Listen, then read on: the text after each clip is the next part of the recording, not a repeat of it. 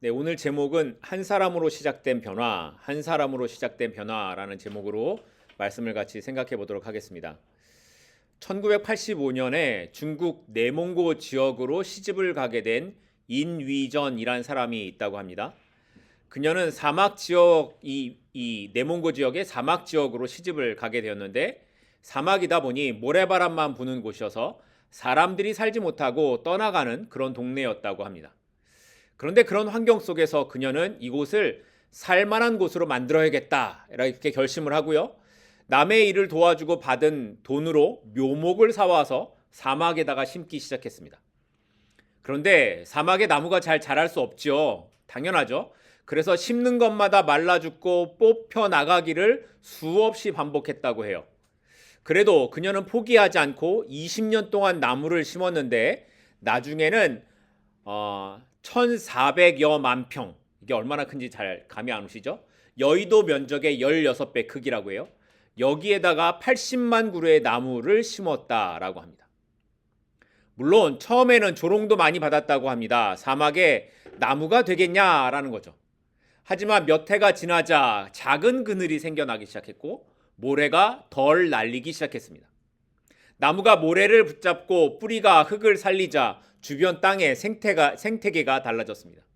점점 더 많은 나무가 자라고 심지어 우물도 생겼다고 합니다. 그리고 지금은 전기도 들어오고 사람이 사는 동네가 되었다는 겁니다. 이렇게 한 사람의 변화가 때로는 땅을 바꾸기도 하고 가정이나 지역을 바꾸기도 하는 것을 볼 때가 있습니다.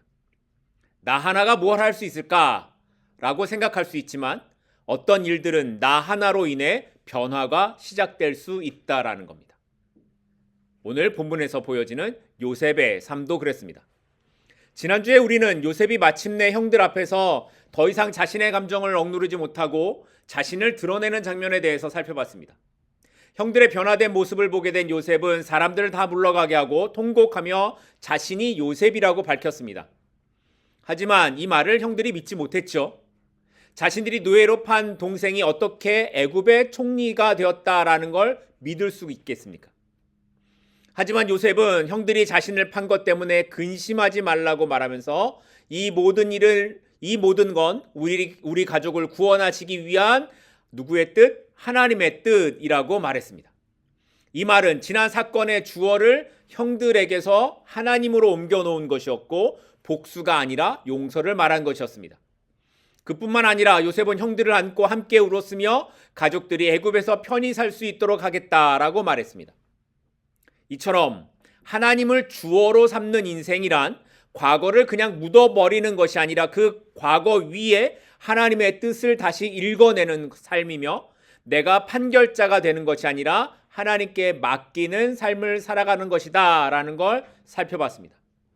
그래서 하나님 안에서 진정한 용서와 멀어진 관계의 회복하는 삶을 사는 것이 하나님을 주어로 삼고 살아가는 것이다 라는 걸 우리가 지난 시간에 생각해 봤습니다.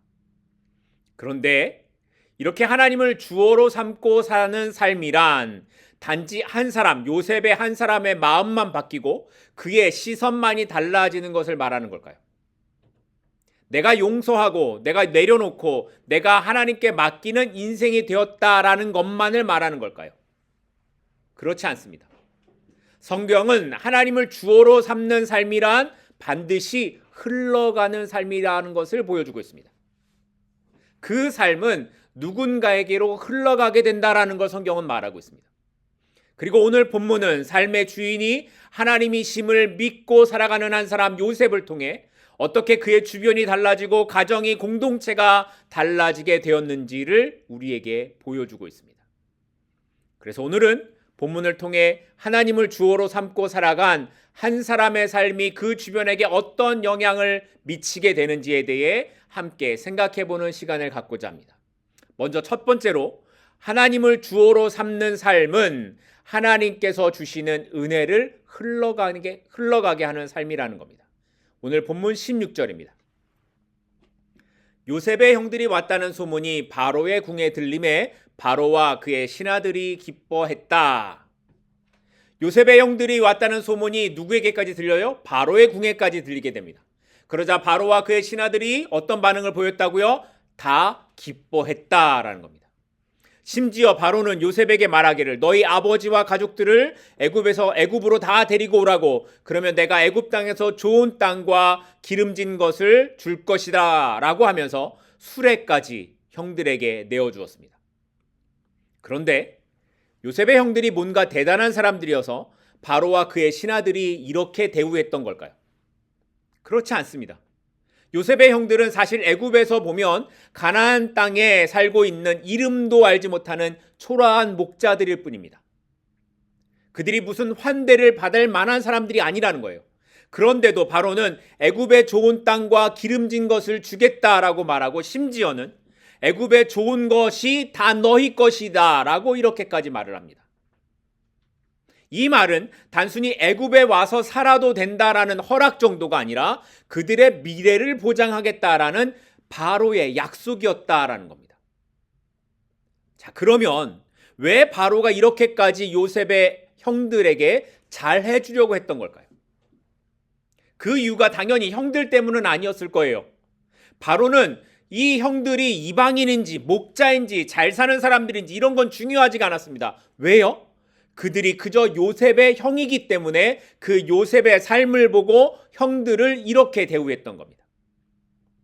바로와 그의 신하들 마음에는 요셉이라는 사람이 보여준 신뢰의 이미지가 이미 있었습니다. 지난 수년 동안 지혜롭게 나라를 다스렸고 위기 속에서도 흔들리지 않았으며 권력을 가졌지만 교만하지 않았던 그 요셉의 모습을 알고 있었기에 그의 가족들이 온다는 소식이 그들에게 귀찮음이 아니라 기쁜 소식으로 들렸다라는 겁니다. 자기들이 알고 있는 요셉의 형제들이라면 그들도 요셉과 같은 사람들이겠구나라고 생각을 했을 겁니다. 그런데 바로와 그 신하들이 이런 반응을 보였던 것이 요셉이 내가 그렇게 해야지 라고 마음을 먹고 살았기 때문에 그렇게 되어진 일이라고 생각하십니까? 요셉이 바로에게 이렇게 신임을 얻어야겠다라고 해서 이런 일들이 일어난 것입니까? 그렇지 않습니다. 물론 요셉이 잘 살아온 것도 있겠지만 그의 삶을 통해 하나님께서 바로의 마음 안에 요셉에 대한 신뢰를 쌓아두셨기 때문이었던 겁니다. 그리고 형들이 왔던 그 때에 요셉을 통한 그 은혜가 요셉이 아니라 누구에게 흘러간다고요? 형들에게까지 흘러가고 나타나고 있었다라는 겁니다. 이것이 오늘 본문이 보여주는 은혜의 모습입니다. 요셉은 형들에게 애굽 사람들에게 이런 혜택을 받을 만한 어떤 것을 보여준 일이 없었습니다. 요셉이 아니었다면 바로가 그들을 알지도 못했을 겁니다.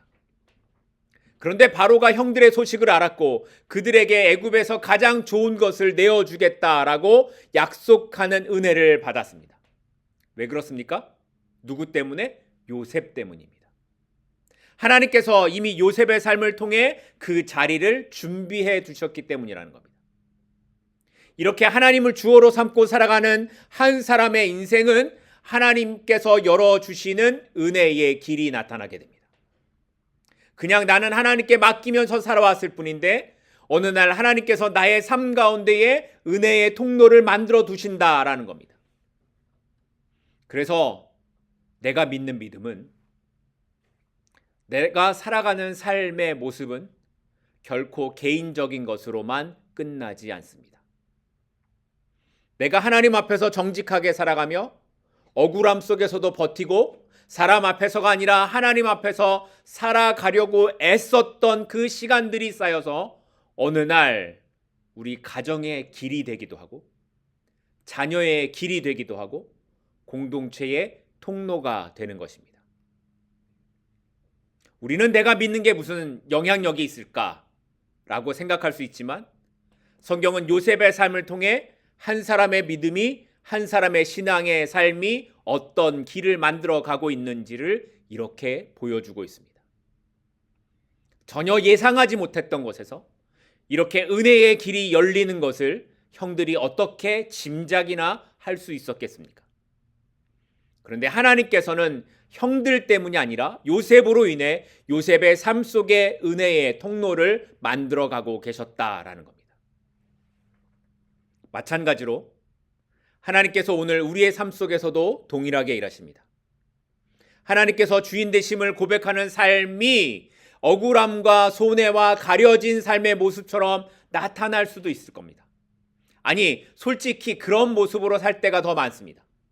하지만 중요한 것은 그 안에 하나님께서 준비하신 은혜의 시간이, 은혜의 길을 예비하신 것이 분명히 있다라는 사실입니다. 그리고 성도의 삶은 그 길을 통해 하나님의 하나님 되심을 증거하는 삶이라는 것입니다. 요셉의 삶을 통해 형들에게, 가족들에게 은혜의 길이 열렸듯이 오늘 우리의 삶을 통해 누군가에게 하나님의 은혜를 열어가는 삶이 되기를 소망합니다. 나만 잘 믿으면 되지가 아니라 내가 하나님께 맡기며 살아가는 그 삶이 어느 날 누군가에게는 길이 되고 통로가 되고 은혜가 되며 믿음의 자리가 될 수 있는 그 은혜가 있기를 소망하고 축복합니다. 두 번째로 오늘 본문에서 생각해 볼 수 있는 건 하나님을 주어로 삼는 삶은 다툼이 아니라 평화를 가져오는 삶이라는 겁니다. 요셉은 형들을 떠나보내면서 양식과 수레를 주고 형들에게 옷 한 벌씩을 나눠줬습니다. 그리고 나귀 20마리에 선물과 아버지께 드릴 떡과 양식을 가득 실어서 보냈습니다. 그런데 그렇게 형들을 떠나보내는 요셉의 마지막 말이 좀 이상합니다. 오늘 본문 24절입니다. 이에 형들을 돌려보내며 그들에게 이르되 당신들은 길에서 뭐하지 말라, 다투지 말라 하였더라. 다투지 말라고. 헤어지는 인사치고는 좀 이상하지 않습니까? 그냥 잘 갔다 오라고, 나중에 또 보자고, 이런 작별 인사가 아니에요. 다투지 말라. 요셉은 형들을 잘 알고 있었습니다. 그래서 애굽에서 가나안으로 돌아가는 길에 혹시라도 형들 사이에 문제가 있지 않을까를 염려했던 겁니다. 이런 거예요. 옛날에 누가 요셉을 팔자고 했니? 너 때문에 우리가 죽을 뻔하지 않았냐? 아니, 형이 먼저 구덩이에 던지자고 한 거 아닙니까? 뭐 이런 말들이 얼마든지 나올 수 있는 겁니다. 총리가 된 요셉을 보고 나서 서로 과거의 잘못을 들추어내고 서로를 탓하면서 그들의 관계가 깨질 수 있다라고 요셉이 생각했던 겁니다. 요셉은 형들의 과거가 하나님께서 인도하신 계획이었다라고 분명하게 말했지만 돌아가는 형들의 마음에 혹시라도 과거에 대한 책임에서 벗어나지 못하고 여전히 서로에 대해 잘못을 탓하지 않을까 하는 염려가 있었던 겁니다. 우리는 어떤 문제가 생기면 그 문제의 책임을 나보다 남에게 돌리려는 경향이 있습니다. 이걸 방어 기제라고 하는데 인간의 본능적인 모습이라고 합니다. 그래서 우리는 문제가 생기면 누구 때문에 그렇게 됐다라고 하거나 그 일만 생기지 않았어도 라는 말을 종종 사용하곤 합니다. 그런데 부부 사이에서든 어떤 인간관계에서 문제가 더 깊어지는 것에는 누구 때문에가 항상 존재합니다. 왜냐하면 문제가 생기면 그 문제만 해결하면 되는데 이것을 다른 누군가에게로 관점을 옮겨버리면 이제 그것은 그 문제만이 아니라 사람과의 관계로 확대되기 때문이라는 겁니다. 한 부부가 몰에서 쇼핑을 하고 주차장으로 나왔습니다. 그런데 후진을 하다가 그만 다른 차와 접촉사고가 일어났습니다. 그나마 크게 부딪히지 않아서 서로 보험 처리를 하기로 하고 헤어졌는데 문제는 사고가 아니었습니다. 아내가 이렇게 말하는 겁니다. 그러니까 조심 좀 하지. 왜 그렇게 급하게 운전을 하냐고 말을 하는 겁니다. 그러자 남편이 바로 받아칩니다. 당신이 옆에서 말만 안 했으면 내가 더 집중을 했지. 결국 사고는 10분 만에 해결됐는데 그 다음 1시간은 서로의 잘못에 대한 이야기였습니다. 당신은 늘 그래. 당신은 당신만 알아. 내가 당신하고 결혼한 게 잘못이지. 처음에는 접촉사고의 이야기였는데 나중에는 결혼 생활 10년을 이야기하게 되더라는 겁니다. 수리비는 700불이었는데 그날 부부 사이는 깊은 금이 가고 마는 겁니다. 왜 이렇게 됐습니까? 문제는 사고 하나로 시작했는데 그게 당신 때문에가 되면서 이렇게 되는 겁니다. 책임의 화살이 사람에게로 가는 순간 당신의 태도, 당신의 성격, 당신의 과거가 다 끌려 나오는 겁니다. 이처럼 문제의 책임을 누구 때문에로 옮겨가는 순간 나중에 남게 되는 건 상처만, 감정만 남게 되더라는 겁니다. 요셉이 받고 싶은 것이 바로 이것이었습니다. 형들이 가는 길에서 서로를 향한 원망과 비난을 하다가 결국에는 서로의 골이 깊어지지 않을까를 염려했던 겁니다. 그래서 길에서 다투지 말라라는 이 말은 단순히 염려의 말이 아니라 관계를 지키기 위한 요셉의 마음이었던 겁니다. 하나님께서 이미 다루신 일이 있는데 형들이 그걸 다시 꺼내지 말라라는 거죠. 이미 은혜를 받았으니 가는 길에 그 은혜를 잃어버리지 말라고 말하는 거였습니다. 우리는 종종 문제를 해결하기 위해서 이야기를 시작한다고 하지만 사실은 사람을 심판하려고 하는 경우가 더 많이 있습니다. 그래서 상황을 고치기보다 상대방을 바꾸려고 말하는 경우들이 훨씬 더 많이 있습니다. 대화가 길어질수록 해결에 가까워지는 것이 아니라 마음의 거리가 그래서 더 멀어지는 겁니다. 그런데 성도는 다른 길을 가야 합니다. 누구 때문에가 아니라 하나님 안에서를 말해야 합니다. 그래서 내 잘못을 먼저 말하고 생각하기보다 이 일에 하나님께서 어떤 뜻을 갖고 계실까를 생각하고 너가 아니라 우리가 함께 하면 된다라고 말해야 하는 겁니다. 잘못에 대한 책임만을 지적하는 것이 아니라 이 일을 통해 우리가 어떻게 변화될 수 있는지를 생각할 수 있어야 하는 겁니다. 길에서 다투지 말라. 이 말은 문제가 없다는 말이 아닙니다. 형들 사이에 과거가 사라졌다는 뜻도 아닙니다. 그러나 하나님이 주어가 되면 우리의 과거는 문제가 아니라 앞으로 어떻게 살 것인가를 붙들어야 하는 것을 말하는 거였습니다. 과거의 문제들이 오늘의 나를, 우리의 관계를 망가지게 하는 것이 아니라 하나님께서 이끌어 가시는 삶의 자리에 있기를 소망합니다. 우리의 삶이 너 때문에라는 거에 붙들려 사는 인생이 아니라 하나님께서 우리를 여기까지 이끄셨다는 그 고백의 삶이 되기를 소망합니다. 그래서 우리가 있는 곳마다 다툼이 줄어들고 우리가 머무는 곳마다 관계가 회복되는 축복의 통로가 되는 삶이 되기를 축복하고 소망합니다. 마지막으로 하나님을 주어로 삼는 삶은 절망 속에 희망을 갖게 하는 삶이라는 겁니다. 오늘 본문 26절입니다. 알리어 이르되 요셉이 지금까지 살아있어 애굽 땅 총리가 되었더이다. 야곱이 그들의 말을 믿지 못하여 어리둥절하더니. 애굽을 떠나 가나안의 집에 도착한 형들은 아버지 야곱에게 요셉이 지금까지 살아있었고 애굽의 총리가 되었습니다 라는 소식을 전했습니다. 그런데 이 말을 야곱이 믿을 수가 있을까요? 야곱의 입장에서는 말도 안 되는 일이었습니다.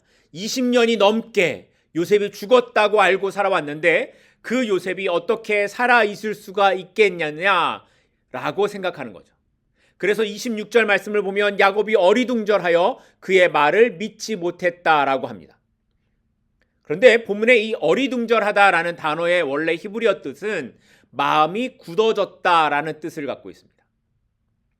이미 오랫동안 요셉이 죽었다라는 상실감에 살아왔기 때문에 야곱은 이미 마음이 굳어져 있어서 아들들이 전하는 말을 믿을 수가 없었다라는 겁니다.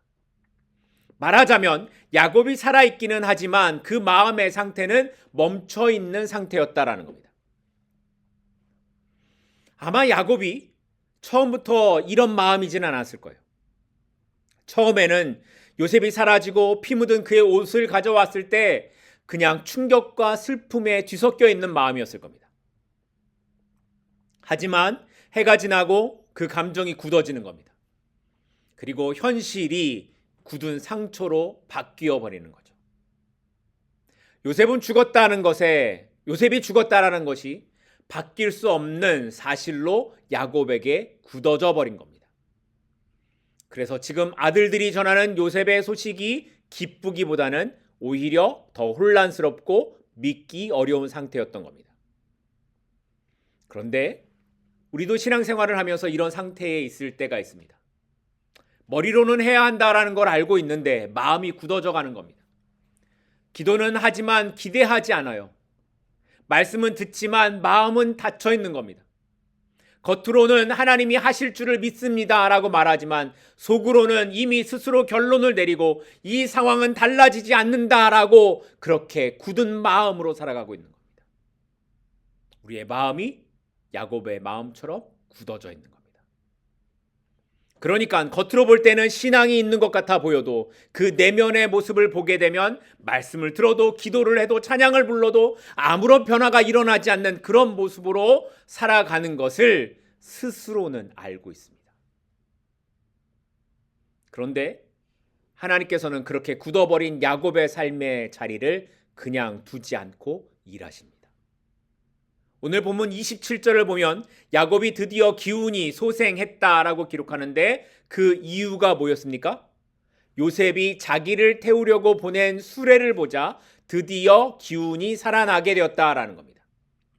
여기서 소생이란 말은 다시 숨을 쉬게 되었다라는 뜻입니다. 그러니까 요셉이 보낸 수레를 보고 야곱이 다시 숨을 쉬게 되었다라는 거예요. 굳어졌던 그 마음이 다시 숨을 쉬게 되는 마음으로 바뀌어졌다라는 거죠. 자, 그러면 야곱이 왜 이 수레를 보고 이렇게 달라졌을까요?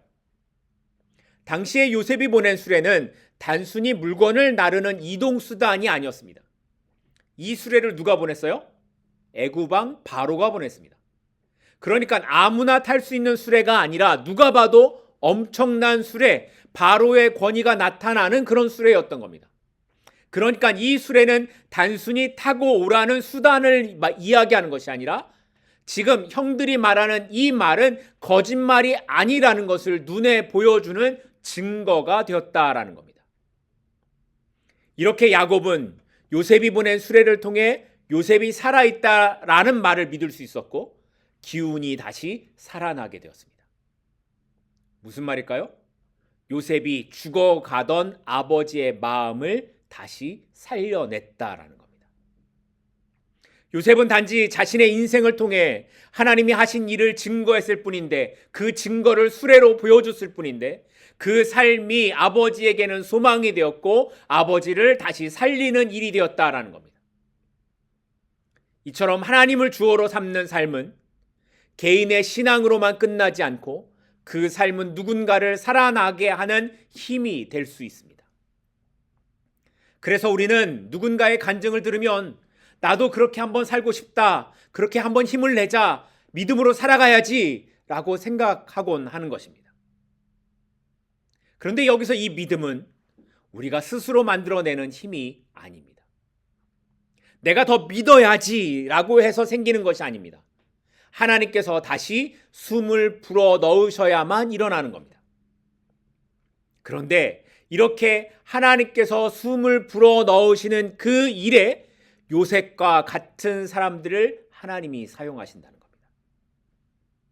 스스로 일어날 힘이 없는 사람들에게 요셉과 같은 사람들을 보내셔서 그들로 다시 숨을 쉬게 하신다는 겁니다. 야곱은 스스로 마음을 추스리고 내가 다시 한번 믿어보자, 힘을 내자, 그래서 믿은 게 아니었습니다. 그는 마음이 굳어지고 일어날 힘이 없었지만 요셉의 수레를 통해 다시 일어날 수 있었습니다. 그리고 오늘 하나님께서는 누군가를 살리실 때에도 바로 이렇게 요셉과 같은 사람들을 사용하신다는 겁니다. 바라기는 우리의 삶도 이렇게 누군가에게 요셉이 보낸 수레와 같은 일들이 일어나게 되기를 소망합니다. 뭔가 화려하거나 대단하거나 멋진 일이 아니어도 괜찮습니다. 완벽하지 않아도 괜찮습니다. 그저 하나님께 맡기고 걸어온 삶의 시간을 나누고 비록 사람들이 보기에는 작은 수레와 같아 보일지라도 그것을 통해 누군가에게 하나님의 사랑이 있음을 전할 수만 있다면 하나님께서 그 사람의 멈춰있던 마음을 다시 살리실 것이기 때문입니다. 그래서 28절을 보면 힘을 얻은 야곱도 이렇게 말합니다. 내 아들 요셉이 지금까지 살아있으니 내가 죽기 전에 가서 그를 보리라. 이 말은 내가 단순히 애굽에 가겠다라는 그 말이 아니라 야곱의 인생이 새롭게 움직이기 시작했다라는 고백이었습니다. 지금까지는 잃어버린 아들을 붙잡고 슬픔에 잠겨 살던 인생이었는데 이제는 새롭게 힘을 얻고 다시 길을 떠나는 사람이 되겠다라는 말을 하고 있는 겁니다. 지금까지는 절망의 자리에 있었는데 이제는 소망을 보고 다시 일어나는 사람이 되겠다라는 말을 하고 있는 겁니다. 그렇다면 오늘 우리의 삶은 어떻습니까? 혹시 나의 상황 때문에, 나의 지난 아픔 때문에, 좋지 않는 기억들 때문에 안 된다고 포기하거나 멈춰버린 모습이 있지는 않으십니까? 그런데 하나님께서는 우리가 끝났다고 생각한 그 자리에서 다시 숨을 불어 넣으시는 분이심을 믿으실 수 있기를 바랍니다. 그리고 무엇보다 하나님을 주어로 삼고 살아가는 인생은 절망의 자리가 아니라 절망 가운데서도 소망을 갖게 하는 인생임을 기억할 수 있기를 바랍니다. 하나님을 주어로 삼고 살아가는 인생은 멈춰있는 인생이 아니라 다시 움직이게 되는 인생입니다. 상황이 바뀌어서 소망을 갖는 것이 아니라 하나님께서 그 삶에 숨을 불어 넣으시기 때문에 우리가 소망을 가질 수 있는 것입니다. 야곱이 수레를 보고 그의 현실이 당장에 좋아졌습니까? 아직 애굽에 간 것도 아니고 아직 요셉을 만난 것도 아니었지만 야곱이 말합니다. 내가 가겠다. 그에게 소망이 먼저 살아난 겁니다. 하나님의 일하심을 보자 멈춰있던 인생이 다시 방향을 갖고 살아나게 되었다라는 겁니다. 이것이 성도의 삶의 모습입니다. 우리는 절망이 사라져서 소망을 갖는 것이 아니라 절망 속에서도 다시 걷는 삶을 살 수 있는 사람들입니다. 우리는 눈에 보이는 조건이 다 해결되어서가 아니라 하나님의 살아계심을 믿기 때문에 그 일하심을 다시 보기 시작했기 때문에 야곱처럼 내가 가겠다고, 나에게 소망이 생겼다라고 길을 떠날 수 있는 사람들인 것입니다. 하나님을 주어로 삼는 삶은 절망이 없는 삶이 아니라 절망 가운데서도 다시 살아나게 되는 삶입니다. 바라기는 우리의 삶 가운데에 이 은혜가 있기를 소망합니다. 그리고 이 일을 위해 나의 삶이 누군가에게 소망의 수레가 되고 누군가를 다시 살아나게 하는 작은 씨앗의 모습으로 살아가게 되기를 주님의 이름으로 축복하고 소망합니다. 기도하겠습니다.